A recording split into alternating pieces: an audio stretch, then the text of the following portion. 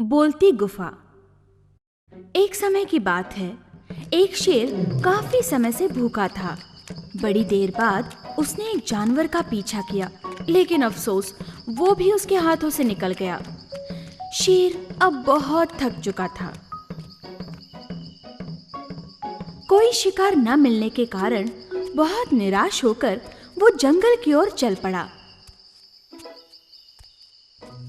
रास्ते में उसने एक गुफा देखी। शेर आराम करने के लिए गुफा के अंदर गया। उसने सोचा शायद कोई जानवर अंदर हो तो उसे अपना शिकार बना लेगा। अंदर जाने पर शेर ने देखा कि गुफा तो खाली थी। वो अंदर रुक गया और बड़ी बेसब्री से किसी जानवर के आने का इंतजार करने लगा। वो गुफा एक लोमड़ी की थी जो बाहर गया था।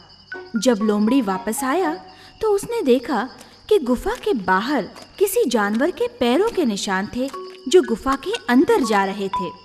लोमड़ी सोच में पड़ गया। अरे ये किसके पैरों के निशान हैं? लगता है शेर के हैं। अरे बाप रे, अगर मैं अंदर गया तो वो मुझे मार डालेगा। लेकिन लोमड़ी भी बड़ा होशियार था। उसने गुफा की ओर देखकर जोर से आवाज दी। गुफा, ओ गुफा! गुफा की तरफ से कोई जवाब नहीं आया। ओ गुफा, कुछ तो बोलो। गुफा फिर भी खामोश रही। अरे गुफा, आज मुझसे बात क्यों नहीं करती? क्या हुआ? गुफा की ओर से कुछ जवाब नहीं मिला। देखो, अगर तुम मुझसे बात नहीं करोगी तो मैं वापस चला जाऊंगा, देखना। मूर्ख शेर ने सोचा शायद ये गुफा हमेशा लोमड़ी के साथ बातें करती है। चलो मैं ही उसकी जगह पे जवाब देता हूँ, फिर लोमड़ी अंदर आएगा और मुझे पेट भर के खाना मिलेगा। ये सोचकर शेर ने आवाज दी। मेरे प्यारे लोमड़ी, ये तो मजाक था। अंदर कोई नहीं है, आराम से अंदर चले आओ। लोमड़ी समझ गया कि ये तो शेर की आवाज है। वो सावधान होकर बोला, अरे ओ शेर, मुझे मूर्ख समझ रखा है क्या? मैं क्या पागल हूँ जो अंदर आकर तुम्हारा भोजन बन जाऊं? मैं तो चला, तुम भी चले जाओ, मैं तुम्हारे हाथ नहीं आने वाला। ये कहकर लोमड़ी वहां से चला गया और मूर्ख शेर हाथ मलते रह गया। सावधानी और होशियारी हर मुश्किल में काम आती है। घमंडी हाथी। एक काले जामुन के पेड़ पर एक चिड़ियों की जोड़ी रहती थी। उन्होंने पेड़ पर एक घोंसला बनाया था और वे बड़े खुशी से रहते थे। कुछ दिनों बाद चिड़िया ने अंडे डाले। अंडों से वे बड़े खुश हो गए और बड़ी बेसब्री से अपने बच्चों के आने का इंतजार करने लगे। एक दिन एक बड़ा हाथी घूमते घूमते उस जामुन के पेड़ के पास आया। उसे वे पत्ते बहुत पसंद थे। उस पेड़ की डाली खींचने के लिए हाथी ने अपनी सूंड ऊंची उठाई। ये देखकर चिड़ियों की जोड़ी जोर से चिल्लाने लगी। ओ हाथी महाराज, हम पर दया कीजिए, इस डाली को मत खींचिए। हमारा घोंसला यहाँ पर है, उसमें हमारे अंडे भी है। हम बच्चों का बड़े बेसब्री से इंतजार कर रहे हैं। अगर आप इस पेड़ को हिलाओगे तो हमारा घोंसला गिर जाएगा, सब अंडे फूट जाएंगे। हम पर दया करो हाथी महाराज। घमंडी हाथी ने उनकी परवाह नहीं की। मुझे क्या लेना देना तुम्हारे अंडों से? मुझे परवाह नहीं, मुझे तो बस खाना है। ये कहकर हाथी ने डाली खींची और फिर जैसा सोचा वैसा ही हुआ। घोंसला नीचे गिर गया और सारे अंडे टूट गए। चिड़ियों को बहुत दुख हुआ, वे खूब रोए। घमंडी हाथी पत्ते खाकर वहां से निकल गया। चिड़ियों की जोड़ी को अब बहुत गुस्सा आया। उन्होंने बदला लेने का फैसला किया। वे रोते रोते अपने मित्रों के पास सहायता मांगने निकल पड़े। उस घमंडी हाथी ने हमारे अंडों को तोड़ दिया। उनका रोना सुनकर कौवा, मेंढक, चींटी सभी उस जोड़ी को दिलासा देने लगे। कौवे ने समझाया, रोना मत, उस घमंडी हाथी को अच्छा सबक सिखाएंगे। सभी मिलकर उस घमंडी हाथी को सबक सिखाने की तरकीब सोचने लगे। दूसरे दिन चिड़िया और उनके मित्र उस हाथी की खोज में निकल पड़े। उन्होंने पूरा जंगल छान मारा।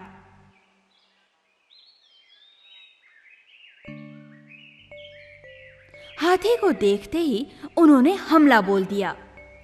चींटी ने हाथी के कान में घुसकर कुरेदना शुरू किया। लगातार कुरेदने के कारण हाथी चक्कर खा के गिर पड़ा। अब कौओं की बारी थी। वे पेड़ की डाली से तेजी से उड़कर नीचे आए। हाथी की दोनों आंखें अपनी चोंच से मार मार कर फोड़ डाली और उसे अंधा बना दिया। इस अचानक हमले से हाथी घबरा गया। दर्द के मारे वो चिल्लाने लगा। उसका गला सूख गया। अपनी अंधी आंखों से वो पानी के लिए तालाब की ओर दौड़ने लगा। अब मेंढक आगे बढ़ा। मेंढक एक बड़े से गड्ढे के पास बैठकर जोर से चिल्लाने लगा। मेंढक की आवाज सुनकर हाथी ने अंदाजा लगाया कि तालाब वही पास में होगा। हाथी उस आवाज की दिशा में जाने लगा और अगले ही क्षण हाथी गड्ढे में गिरकर मर गया। चिड़ियों की जोड़ी ने अपने दोस्तों की सहायता से उस घमंडी हाथी से बदला ले लिया। होशियारी और साहस ताकत से महत्वपूर्ण हैं। मूर्ख गधा। किसी समय की बात है, जंगल का राजा शेर एक हाथी के साथ लड़ाई के दौरान बुरी तरह घायल हुआ। घायल शेर शिकार नहीं कर पा रहा था और भूखा रहने लगा। शेर का मंत्री एक चतुर लोमड़ी था। शेर के शिकार न करने के कारण लोमड़ी को भी भूखा रहना पड़ता था। एक दिन, महाराज, हम दोनों भूखे हैं। आप तो शिकार नहीं कर पा रहे। अगर कुछ दिन ऐसा ही चला तो हम दोनों भूखे मर जाएंगे। तुम तो जानते हो मंत्री, इस घायल शरीर से मैं शिकार नहीं कर पाऊंगा। तुम ऐसा करो, कैसे भी फुसलाकर किसी जानवर को यहाँ ले आओ। यहाँ मैं उसे आसानी से मार सकता हूँ। तब हम जी भर के भोजन करेंगे। मैं पूरी कोशिश करता हूँ महाराज। लोमड़ी वहां से किसी जानवर की तलाश में निकल पड़ा। कुछ दूर उसने एक मोटे गधे को देखा। लोमड़ी की आंखें चमक उठी। वो गधे के पास गया। कैसे हो दोस्त? बहुत दिनों बाद देख रहा हूँ तुम्हें। अरे तुम इतने दुबले पतले कैसे हो गए? क्या कहूँ दोस्त, देखो कैसे सिकुड़ गया हूँ। मेरा मालिक काम तो खूब करवाता है, पर मुझे खाने को इतना सा ही देता है। अरे रे रे रे रे रे, मुझे तुम पर बड़ी दया आ रही है। मेरे साथ जंगल क्यों नहीं चलते? हमारा राजा बहुत दयालु है। हाँ, और दरबार में एक मंत्री की जगह भी खाली है। तुम तो जंगल की शान बनोगे। हाँ सच? मगर मैं रहा गांव का पालतू जानवर, मैं भला जंगली जानवरों के बीच कैसे रह पाऊंगा? अरे चिंता मत करो, सब मुझ पर छोड़ दो। चलो तो सही। बेचारा गधा चतुर लोमड़ी की बातों में आकर जंगल में जाने के लिए राजी हो गया। लोमड़ी गधे को सीधा शेर के पास ले गया। ऐसे मोटे गधे को देखकर शेर से रहा नहीं गया। गधा पूरी तरह पास आने से पहले ही उसने छलांग लगाई और गधे पे टूट पड़ा। शेर का निशाना चूक गया और डरकर गधा पलटा। जान बचा के गधा वहां से भाग निकला। शेर की जल्दबाजी के कारण एक अच्छा शिकार हाथ से निकल गया। लोमड़ी नाराज हो गया। शेर को भी दुख हुआ, लेकिन क्या करता। ये मेरी गलती है मंत्री, तुम जाकर फिर से उसे लाने की कोशिश करो। लोमड़ी फिर से गधे की खोज में निकला। गधे को मिलते ही लोमड़ी ने आश्चर्य व्यक्त किया। प्यारे दोस्त, क्या हुआ? तुम भाग क्यों गए? शेर महाराज तो बड़े खुश हुए थे, तुम्हारा स्वागत करने के लिए गले मिलना चाहते थे।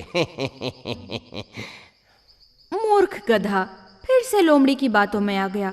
फिर से शेर से मिलने लोमड़ी के साथ चल पड़ा। इस बार शेर बहुत ही सावधान था।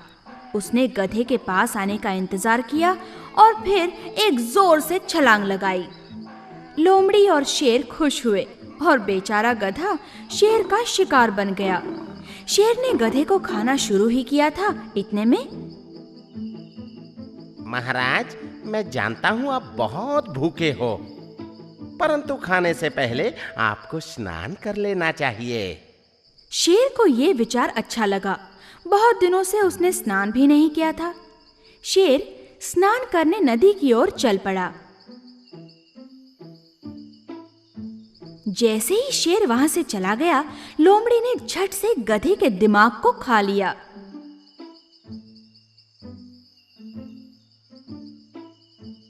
शेर वापस आया।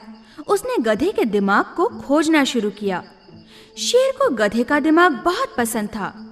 जब दिमाग नजर नहीं आया तो शेर ने दहाड़ लगाई। इसका दिमाग कहाँ है मंत्री? कहीं तुमने तो नहीं खाया? नहीं नहीं महाराज, मैं ये अपराध कैसे कर सकता हूँ? आपको पता नहीं, गधों को तो दिमाग होता ही नहीं। अगर उसे दिमाग होता तो क्या एक बार छूटने के बाद वो यहाँ वापस आता? शेर ने लोमड़ी की बातों को सच समझा और खुशी से खाना खाया। दुश्मन की बातों पर कभी विश्वास नहीं करना चाहिए।